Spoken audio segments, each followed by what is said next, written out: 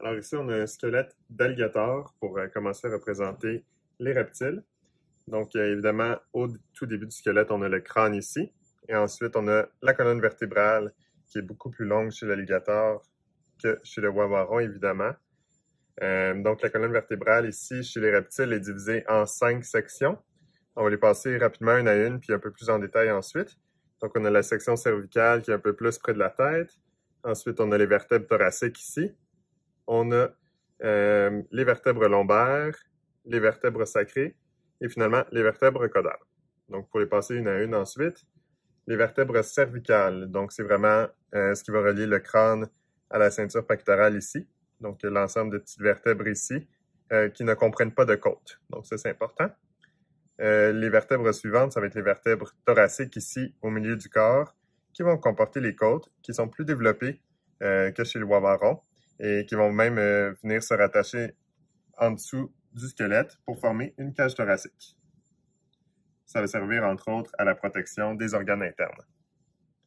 Ensuite de ça, si on se déplace un peu plus postérieurement, on va avoir les vertèbres lombaires. Donc ça, c'est nouveau chez les alligators.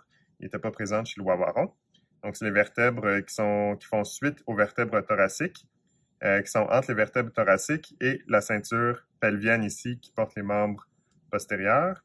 Et celles-là ici ne vont pas porter de côte. Donc il n'y a pas de côte en dessous pour celles-là. Ensuite de ça, les vertèbres sacrées, donc qui permettent l'articulation de la ceinture pelvienne.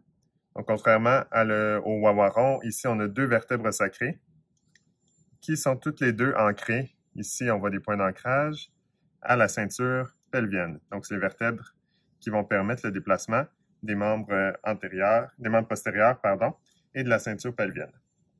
Finalement, chez l'alligator, on a un nombre assez impressionnant de vertèbres caudales, donc qui forment la queue. Donc, c'est pour soutenir la queue, là, pour permettre une propulsion efficace dans l'eau chez l'alligator. Finalement, on a les membres antérieurs ainsi que les membres postérieurs en arrière. Ce qui est important de noter chez l'alligator ici, c'est qu'ils sont insérés latéralement sur le squelette, donc vraiment sur le côté. Ça permet à l'alligator de se déplacer plus efficacement dans les milieux aquatiques et un peu moins efficacement sur les milieux terrestres.